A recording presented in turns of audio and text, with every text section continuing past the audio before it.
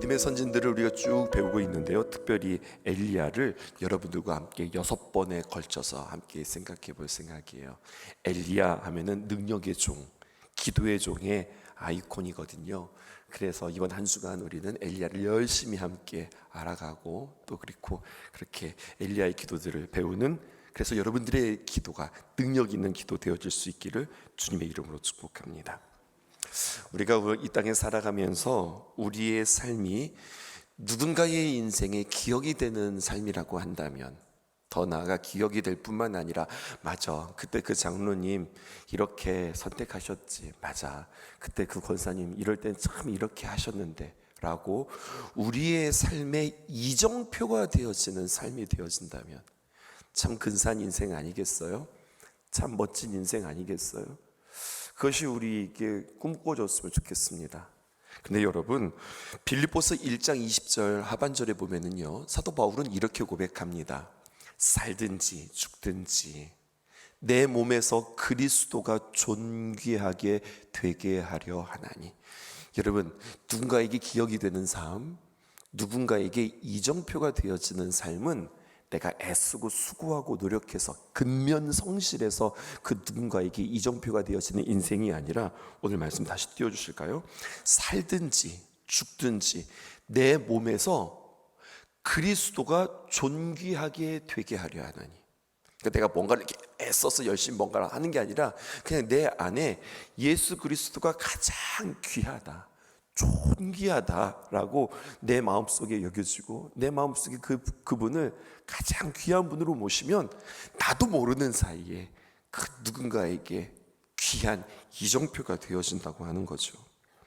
예수 그리스도의 귀한 삶이 나에게 그대로 이렇게 스며들어서 그냥 나는 예수님을 사랑했을 뿐인데, 여러분, 다른 사람들의 입에 고백되어지는 삶, 다른 사람들의 삶 속에 영향을 주는 삶, 그러한 귀한 역사들이 여러분들에게 이루어지기를 주님의 이름으로 축복합니다.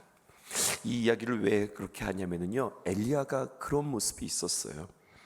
엘리야는 자신의 믿음을 지키기 위해서 핍박을 피해 그저 그냥 산속에 올라가 혹은 동굴 속에 들어가 숨어 살면서 평생 하나님께 예배하고 기도하고 주님 만나고 살았다. 이것도 좋지만 여러분, 엘리야는 그렇게 인생을 선택하지 않았어요.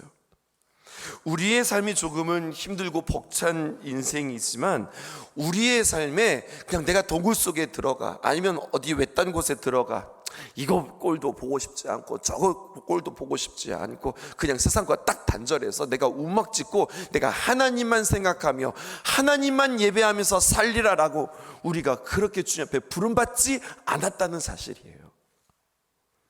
우리의 삶에 하나님이 드러나고 하나님의 귀한 역사의 도구가 되어지는 인생, 이 인생을 꿈꾸셔야겠습니다. 신약의 한 가지 이야기 여러분들에게 드릴까요? 사도행전 10장 3절에서 4절에 보면은요, 하루는 제9시쯤 되어 환상 중에 밝히 봄에 하나님의 사자가 들어와 이르되 고넬료야 하니, 고넬료 이야기예요. 4절에 고넬료가 주목하여 보고 두려워 이르되 주여 무슨 일이까? 그때 천사가 이르되 이렇게 이야기합니다. 내 기도와 구제가 하나님 앞에 상달되어 기억하신 바 되었으니. 너 그냥 살지 않았지. 너 하나님 앞에 기도했지. 그리고 하나님 앞에 기도함으로 말미암아 구제하는 삶을 살았지. 그것이 하나님 앞에 상달되어서 하나님께서 기억된 바 되었다. 그렇게 고넬료에게 말씀하고 있어요. 이탈리아의 백부장이었다는 거예요. 그는 이방인인데 그의 믿음이, 그의 삶이, 그의 기도가, 그의 구제가 하나님 앞에 상달되어서 하나님께서 기억하신 바 되었다. 여러분, 이것처럼 행복하고 귀한 일이 없다는 거예요. 엘리야도 마찬가지입니다. 수많은 간증과 그리고 수많은 기적들이 그 엘리야에게 있었어요. 그런데 오늘부터 시작해서 펼쳐질 이제 그 엘리야의 인생 가운데 가장 기념비적인 역사죠. 850대 1 갈멜산 전투 말입니다. 그 믿음의 승부는 하루아침에 이루어진 것이 아니라 오늘 이 도움닫기가 있었기에 오늘 이러한 준비 호흡이 있었기에 그 역사가 이루어지는 것을 보게 되었습니다. 엘리야의 기도 세 가지를 배울까요? 첫 번째는 변하지 않는 견고한 상황 속에서 하나님의 준비하심을 깨닫는 기도가 그에게 있었습니다. 엘리야가 하나님의 명령에 순종했을 때 그가 경험한 것은 놀라운 만남이 먼저 그에게 있었습니다. 엘리야가 하나님의 명령에 순종했을 때 아합 왕보다 먼저 누구를 만났냐? 오늘 동그라미를 치셔야 될 것 같아요. 오바댜라고 하는 인물이 등장합니다. 소선지서에서도 보면 오바댜라고 있거든요. 동명이인입니다.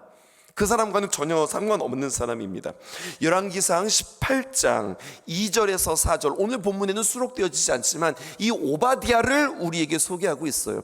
성도들이 잘 이렇게 넘기기 쉬운 인물 가운데 하나입니다. 읽어드릴게요. 엘리야가 아합에게 보이려고 가니 그때의 사마리아의 기근이 심하였더라. 아합이 왕궁 맡은 자 오바댜를 불렀으니, 지금 오바댜는 어디에 있는 사람이에요? 아합 왕의 왕궁에 있는 사람이었습니다. 이 오바댜는 여러분 여호와를 지극히 경외하는 자라.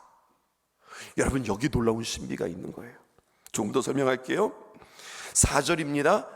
이세벨이 여호와의 선지자들을 멸할 때에 오바댜가 선지자 100명을 가지고 50명씩 굴에 숨기고 떡과 물을 먹였더라.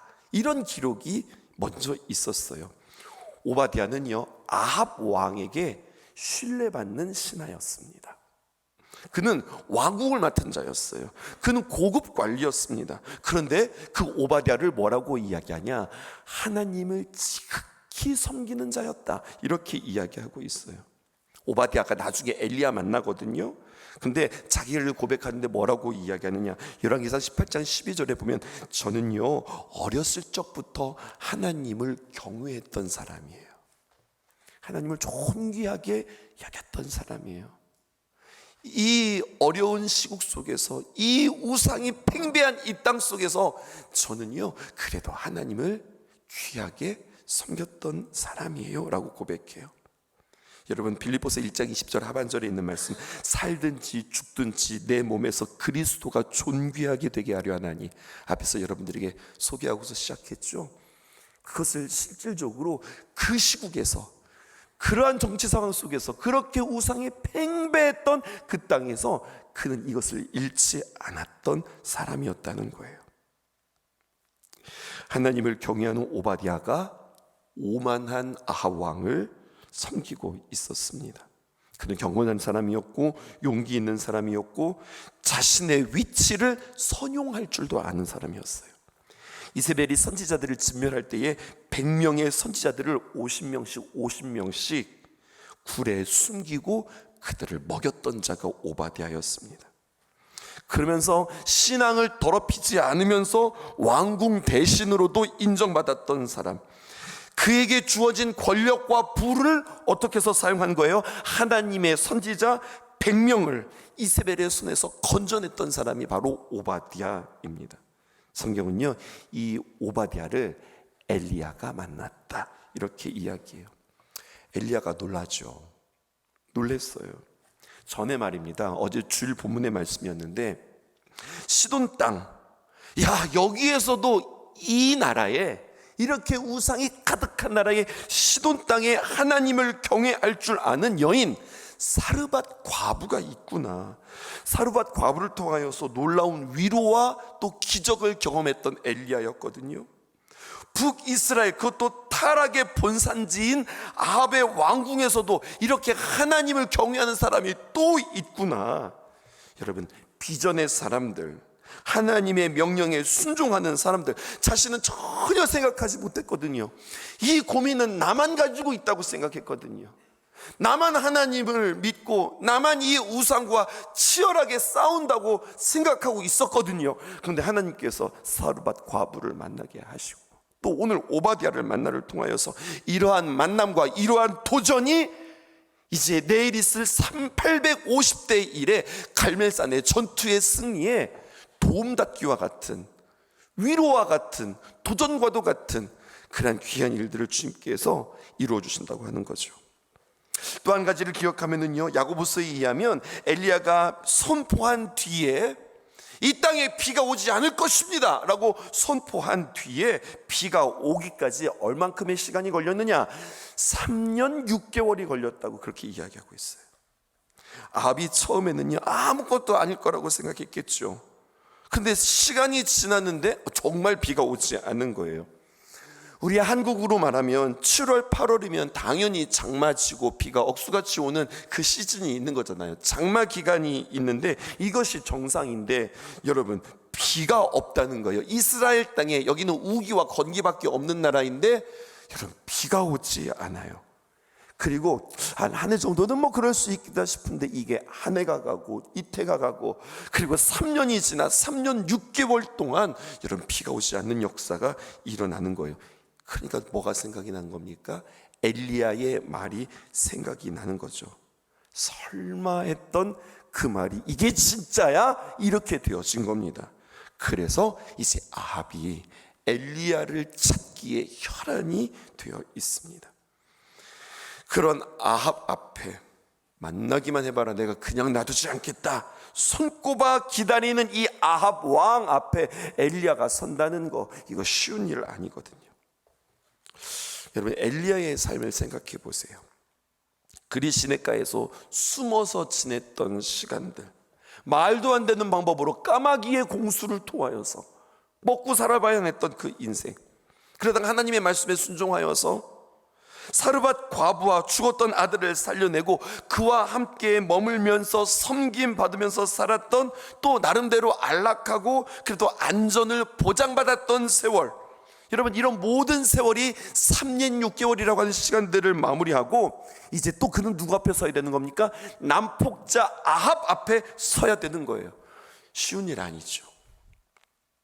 그러니까 엘리야가 하나님의 귀한 사람으로서 처음부터 왕궁에 가서 이 땅에 비가 오지 않습니다, 이걸 말하는 것도 쉽지 않고, 너 저기 가서 숨어 있어라 할 때 그곳에 가서 그리 시냇가에서 숨어 있는 것도 쉽지가 않고, 또 사르밧 과부와 함께 보내는 일, 그건 조금 좋은 일이 있을까요?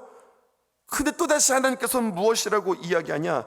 안전한 삶을 내려놓고 또다시 한번 너는 아합 왕에게 또다시 들어가라, 이렇게 이야기하는 거예요. 지금 상황은 아합은 지금 복기가 서려서 엘리야 만나기만 해봐라, 내가 그냥 두지 않는다, 이런 상황 속에서 여러분, 두 번째 우리는 엘리야의 기도를 만납니다. 어떤 기도입니까? 변하지 않는 긴 시간 속에서 그의 믿음의 야성은 흐려지지 않았어요. 3년 6개월의 시간이 지났음에도 불구하고 그의 야성이 흐려지지 않고 안전함이 그의 사명을 흔들지 않았습니다. 3년 6개월이라고 하는 시간 동안에 이제 적응할 법도 했거든요. 그의 마음이 조금은 좀 느슨해질 법도 하거든요. 그런데요, 엘리야는 그 마음이 변하지 않았어요. 순간순간 오바댜를 통하여서, 사르밧 과부를 통하여서 위로하시는 그 하나님을 통하여 위로해 주시니, 이런 사람들도 있네, 괜찮구나, 그냥 그렇게 마음만 가진 것이 아니라 그럼에도 불구하고 끊임없이 긴장감을 가지고 하나님 앞에 나아갔던 거죠. 환경에 물들지 않고 환경을 정복하고 다스리는 자, 여러분, 그런 여러분들 되기를 주님의 이름으로 축복합니다. 여전히 아합은 거만하고 이스라엘 백성들은 아합과 함께 바알을 섬기는 이 우상 숭배가 끊이지 않았어요. 이스라엘 백성이 기근으로 인하여서 괴로워할 뿐, 여러분, 이 어리석음이 오늘 여러분들에게 발견되기를 원해요. 그들의 삶을 변화시키지 못해요. 드디어 아합과 엘리야가 만났습니다. 17절에 만나서 하는 첫 마디가 뭔지 보세요. 17절, 엘리야를 볼 때 아합이 그에게 이르되 이스라엘을 괴롭게 하는 자가 너냐, 이렇게 이야기하는 겁니다. 화가 나서 이스라엘을 괴롭게 하는 자가 너냐, 이 말씀 가만히 묵상해 보세요. 진짜 이스라엘을 괴롭게 하는 사람은 누구예요? 당신이잖아. 아합 왕 당신이잖아요. 근데 괴롭게 하는 자가 누구인지를 파악하지 못하고 있어요. 비도 이슬도 주관하시는 분이 하나님이신데, 건기와 우기를 주관하시는 분이 하나님이신데, 그것을 알지 못하고 자신의 우상 숭배 때문인데, 자신의 죄악 때문인데 이것을 깨닫지 못하고 아합은 이스라엘을 괴롭게 하는 문제의 원인을 누구로 이야기하고 있냐? 엘리야 너 때문이야, 이렇게 이야기하는 거예요. 발견하셨어요? 이게 죄의 특징입니다. 이게 죄의 특징이에요. 굳게 하고 막히게 하고 어둡게 하여서 문제의 근원을 발견하지 못하게 하는 거예요. 18절에 그가 대답하되 내가 이스라엘을 괴롭게 한 것이 아니라 당신과 당신의 아버지의 집이 괴롭게 하였으니 이는 여호와의 명령을 버렸고 당신의 바알을 따랐기 때문입니다. 우상 숭배 때문이야, 이렇게 이야기를 하는 겁니다. 엘리야는 오늘이라고 이 작정과 결단을, 이 주님 앞에 말씀에 순종하는 이 귀한 걸음, 이 담대함, 네가 문제야 라고 이야기하기까지, 여러분, 그에게 이 야성이 흐리지 않았기 때문에 하나님 앞에 설 수 있었고 아합에게 섰을 뿐만 아니라 아합 왕 앞에 서서 그의 사명을 감당하는 거예요. 문제가 무엇인지 정확하게 가르쳐 주는 거죠. 나는 한 사람을 어둡게 하는 자인가? 나는 한 사람을 밝게 하는 자인가? 그들로 인하여서 그렇게 죄짓게 만드는 자인가? 죄짓는 그들에게 가서 빛을 비추고 소금을 뿌리며 살아야 해, 이것은 잘못된 것이야, 이것이 빛이지라고 그 사명을 전하는 자인가? 우리 한 사람 한 사람 그리스도인의 정체성은 세상과 함께 섞여서 세상 풍조와 함께 휩쓸리는 인생이 아니라, 여러분, 세상을 변화시키는 능력, 이것을 갖는 사람입니다. 어제 여러분들과 말씀드렸죠. 복음에게는 능력이 나타난다. 능력, 두나미스라고 그랬어요. 이 두나미스에서 다이나마이트라고 하는 말이 나왔다고 그랬죠. 근데 그냥 머릿속에 만화 같은 그림이 그려지는 거예요. 다이나마이트 하면은요, 여러분 이렇게 폭탄같이 여러 가지가 이렇게 묶여가지고 이렇게 묶인 거잖아요. 다이나마이트를 가지고 적을 향하여서 냅다 던진다고 이것이 능력이 일어나지 않는 거예요. 그냥 머리 하나 깨칠 수 있을까요? 여러분, 다이나마이트가 정말로 폭발성을 갖기 위해서는 그곳에 불꽃이 붙어야 여러분들 다이나마이트가 진짜 다이나마이트 되는 거예요. 능력이 진짜 능력이 되는 거예요. 그렇지 않으면 이게 돌덩어리하고 무슨 차이가 있겠어요? 하나님이 귀한 말씀이 능력이라, 두나미스, 다이나마이트, 여기는요 여러분, 정말로 다이나마이트가 진정한 다이나마이트가 되기 위해서는 도화선의 심지에 먼저 불이 붙어야 여러분 이게 폭발하는 거예요. 엘리야의 손에는 다이나마이트, 그 위대한 권능, 폭발력이 발휘되기까지, 놀랍게도 850명을 물리칠 수 있는 이것은 그냥 한 사람의 결단으로 이루어진 것이 아니라 그에게 보내어진 사람들로 인하여서, 인내하며 기다린 시간들로 인하여서, 그에게 임한 하나님의 귀한 말씀과 그의 순종으로 인하여서 그의 심령에 불이 붙어서 이루어진 사건이라. 그냥 하루아침에 순종하여서 가서 선포하니까 하나님의 놀라운 역사가 하늘에서 불이 떨어졌다, 이것이 아니라 이런 귀한 역사에는 보이지 않는 3년 6개월의 준비의 시간들이 있었음을 여러분들 보게 되어진 겁니다. 오늘 하나님께서 엘리야에게, 엘리야, 아합 이대로 안 되겠다, 너 가서 아합에게 전해라, 그 말에 순종했어. 네. 그리고 가가지고 너 그렇게 살면 안 되는데 비 안 내린대, 그냥 그렇게만 이야기한 것이 아니라, 여러분, 이 정도의 에피소드가 아니라 이 대목을 야고보서는 이렇게 해석하고 있습니다. 야고보서 5장 17절, 매우 중요한 표현입니다. 엘리야는 우리와 성정이 같은 사람이로되 그가 비가 오지 않기를 어떻게 했어요? 간절히 기도한즉 3년 6개월 동안 땅에 비가 오지 아니하고. 엘리야 가서 얘기해라. 네, 알겠습니다. 비 오지 않는데 끝. 이것이 아니라 하나님의 귀한 말씀을 받고 그는 비가 오지 않기를 어떻게 했어요? 기도했어요. 그의 기도가 하늘 문을 닫았습니다. 그리고 그가 기도하자 하늘 문이 열리고 그들에게 드디어 비가 내리는 거예요. 여호와께 비를 구하라. 큰 비가 내리는지라.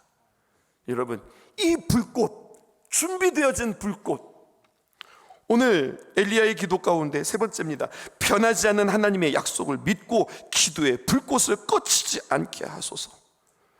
오늘 위해서 여러분 오랜 시간 준비하였기에, 그렇기 때문에 내일 1대 850이라고 하는 전투가 가능한 거예요.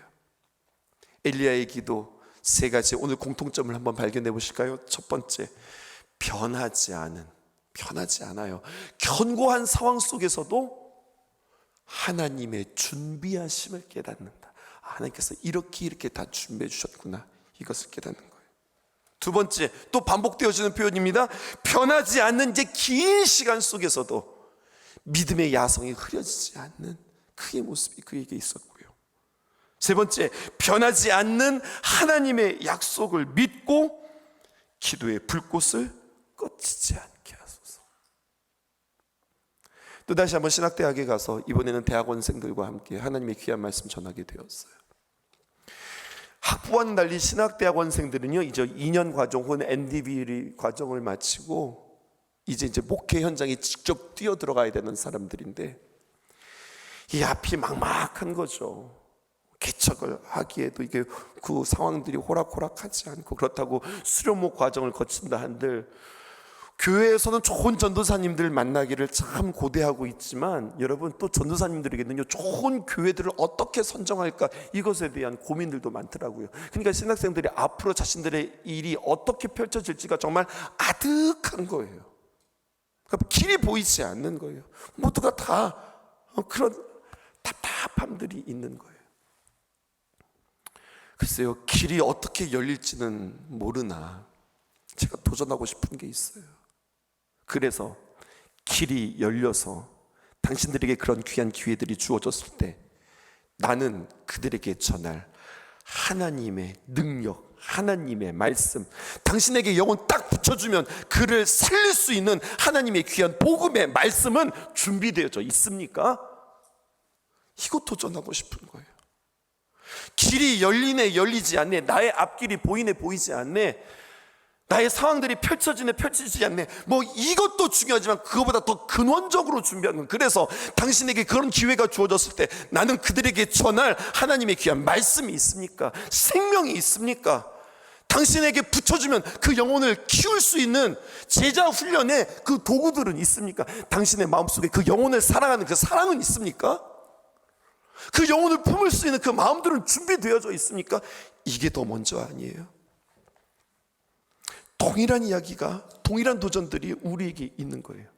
그래서 하나님이 우리에게 기회를 주시면, 우리에게 펼쳐주시면 우리는 그때 정말로 나아갈 준비가 되어져 있습니까? 변하지 않는 지루한 시간 속에서도, 변하지 않는 긴 시간 속에서도, 변하지 않는 하나님의 귀한 약속을 믿고 불꽃을 꺼뜨리지 않으리라. 내 마음속에 영혼들을 바라볼 때 그냥 내 마음이 그냥 형식적으로, 그냥 어떤 감동도 없이 그냥 일상처럼 그렇게 사람들을 만나고 있다면 내 마음에 대해서 다시 한번 주님 앞에 다시 한번 그 마음들이 회복되어질 수 있게 해달라고, 십자가를 보고 십자가의 귀한 복음을 듣고 예수 그리스도의 귀한 사랑을 들을 때마다 주님 나를 그렇게 사랑했구나, 이게 아니라 정말로 내 가슴 가운데 뜨겁게 정말로 그렇구나, 정말로 주님이 나를 이렇게 사랑했구나 라고 하는 이 하나님의 귀한 은혜가 나에게 어느새 이렇게 무뎌졌다면, 여러분 이것부터 우리는 다시 한번 찾아야 하지 않을까. 주님께서 주목하시는 교회, 복음에 대해서 선명하고 복음에 대해서 뜨겁고 복음이 귀한 줄 알고 복음만을 가장 귀한 가치로 여기는 교회, 하나님께서 주목하실 겁니다. 이 마음 달라고, 이 불꽃 꺼치지 않게 달라고 기도하는 저와 여러분들 되어지기를 주님의 이름으로 축복합니다. 기도하겠습니다. 아름다운 것들이 있죠. 아버지가 우리 위해 만드셨죠. 모든 아름다움은 모두 그의 목적대로 주를 찬양해요. 그 만드신 목적대로 나의 모든 발걸음 음주를 알아가는 길 주님께서 아름답게